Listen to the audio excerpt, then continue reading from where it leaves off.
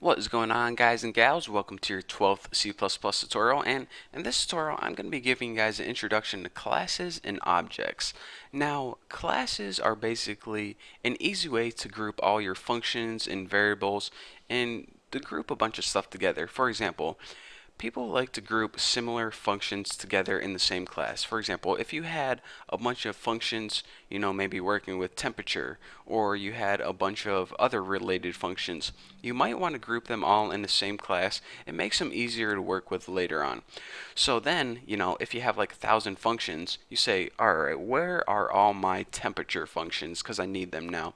Oh, they're in my temperature class. So that is kind of the usefulness of classes and the basics behind that. So let's go ahead and in order to create a class, we go ahead and make sure you're outside your main. First of all, I want to say that. So I'm going to create mine before my main. And in order to do this, go ahead and type the word class. And now, after this, go ahead and add a space and name your class. Now, people typically name their class with uppercase letters, and I'm going to name mine Bucky's class, just like that. And now go ahead and add curly braces and a semicolon at the end. Now everything, all your functions, all your variables, all your crap goes inside the body of your class right here. So basically, all your crap that you want to go in the class goes in the class body, just like that. And I believe whenever you create a class, it's called declaring a class, but if your teacher ever asks you, make sure you say that. They'll probably be impressed. So before we start adding a bunch of functions and stuff, I want to talk to you guys about something called an access specifier. Now, sometimes you want to make functions that you can only use in your class, and sometimes you want to make functions that anybody can use outside your class. So if you want, for example, the main to be able to use your functions inside your class, you need to make your functions public. If you don't want main to be able to use the functions inside your class, then you would use something called private, but we're going to be going over that later. For now, just remember, whenever you use the public access specifier, it says that you can use it outside of the class. So in order to use that public access specifier, just go ahead and type public with a colon, not a semicolon, just a regular colon. And this means that anything you put after this, you're able to use it outside of this class. So if you didn't have that, then you would only be able to use your stuff right here. And what's the use of that if you need to put it in main? So anyways, make sure you add public. It's called an access specifier if you're taking, C++ test or something. So now let's go ahead and we create a function just like before. Let me just go ahead and print out something on the screen. So it's not going to make any calculation, so it's just going to print something out. So void. I'm going to name it cool saying, and it's not going to take any parameters. A really simple function here, and all it's going to do is print something out on the screen. Now I got to think of a cool saying. Preaching. Wow, totally messed that up. Preaching to the choir. I think that's how you spell choir. Not sure. Hope I don't look like a fool in front of all my subscribers. So now just go ahead and end line. And so all this function is going to do is print out preaching to the choir on the screen. Simple enough. So now you're saying, alright, this class looks good to go. We have the class declaration, class body, we have public, and we even have one function in our class. This is a pretty sweet looking class. So let's go ahead and use this right now. Well, now I want to talk to you guys about the other part of this tutorial. I told you guys I'm going to be talking about classes and objects. I already talked to you guys about classes. Now I want to talk to you guys about objects.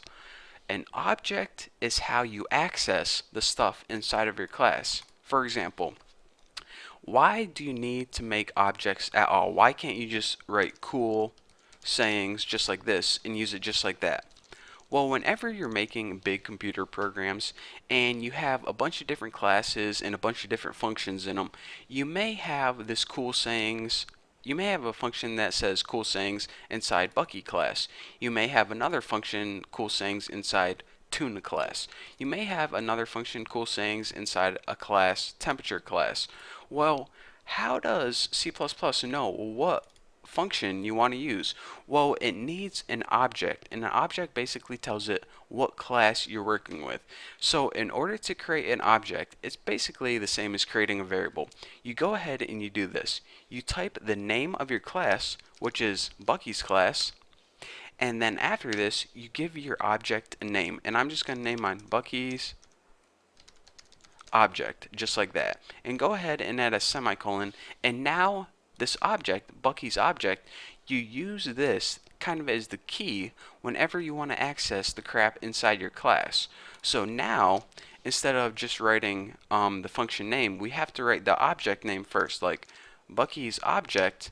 And then in order to access anything inside the class, we need to use a dot separator.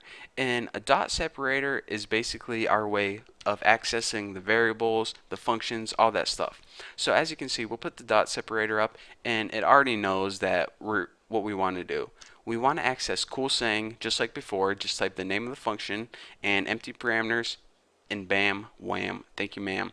We now have a full working program. So let me run this for you real quick to show you guys that it's working, make sure I don't have any errors, and then I'll talk you guys through it one last time. Preaching to the choir. Works perfectly.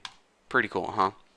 So anyways, people make classes in order to group similar functions. So if I had, a program that just had a bunch of cool sayings, I'd have cool sayings 1, cool sayings 2. I'd want to put them all in the same class. For now, we only have one function because this is just an example. So we have a function that we put inside the class, and make sure to make it public. That means that main can use it as well.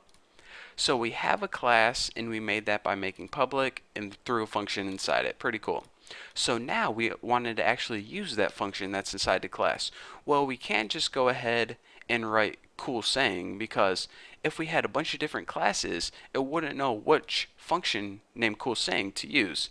So it wouldn't know what class we wanted to use. So in order to use that function, we needed to make an object of that class. So we're saying, alright, we're making an object called Bucky's object, and it is from the Bucky's class. So now whenever we use Bucky's object, it knows that we're going to be working with Bucky's class.